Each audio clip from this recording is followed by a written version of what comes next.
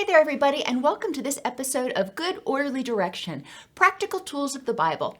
I'm your host, Dr. Donnelly Snipes, and in this video, we're talking about the Tower of Babel, Genesis chapter 11. So you remember there was the flood, and then Noah and his descendants were charged with being fruitful and multiplying to create people to inhabit the whole earth. During this time, the whole earth had the same language, which makes sense because they were all Noah's descendants. A certain portion of the people said, hey, let's build ourselves a city and a tower that reaches to the heavens and make a name for ourselves. Otherwise, we'll be scattered throughout the earth. So they were trying to show that they were powerful so nobody would attack them and show that they had dominion over everything. God wasn't too crazy about this. He said if they've begun to do this as one people, all having the same language, then nothing they plan to do will be impossible for them. So let's confuse their language so they will not understand one another and scatter them throughout the earth. Now, there is a lot of debate over exactly what happened and what this story means. So, think about it for yourself. See if you can come up with some other interpretations for what might be going on here. But in my estimation, the people had been flourishing for a period of time, and they'd already started to forget the folly of their sinful ways. They'd forgotten about how before the flood, the people were behaving wickedly. And then when the flood happened, they hadn't prepared. I mean, Noah was probably going around saying, you need to start acting right or there's going to be a problem. I won't be able to save everybody.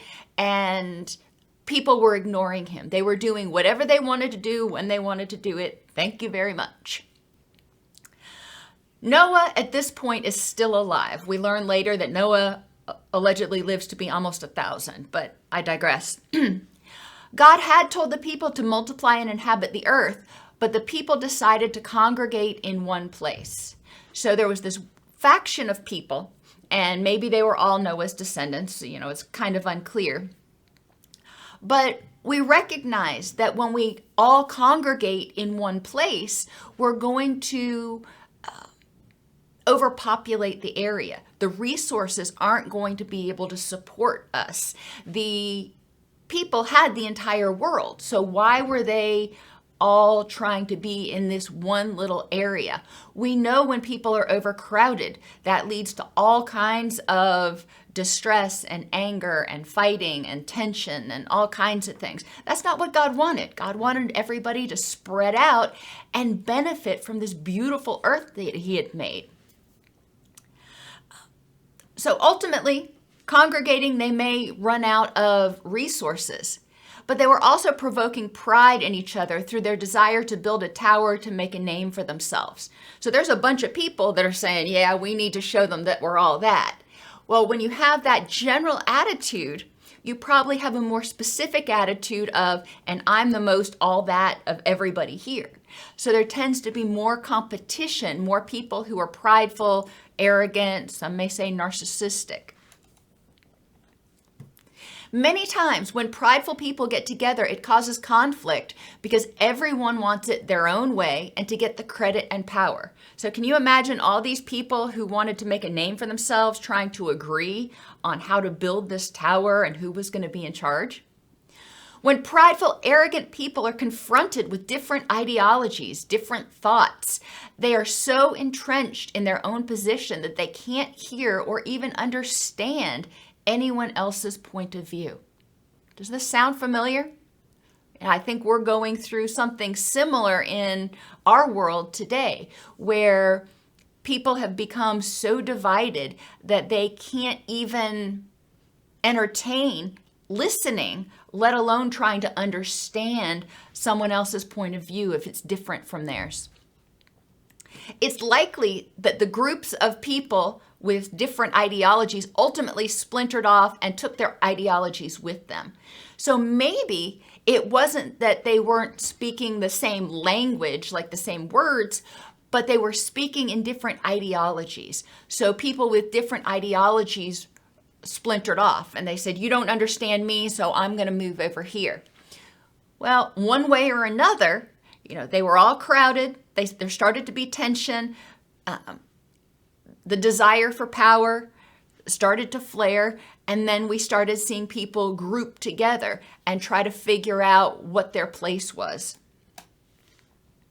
When people who embrace God or good orderly direction congregate, they use things like prudence and respect in order to help themselves hear and understand each other and contemplate what the other person is saying, respecting other points of view and provoking each other to do good deeds.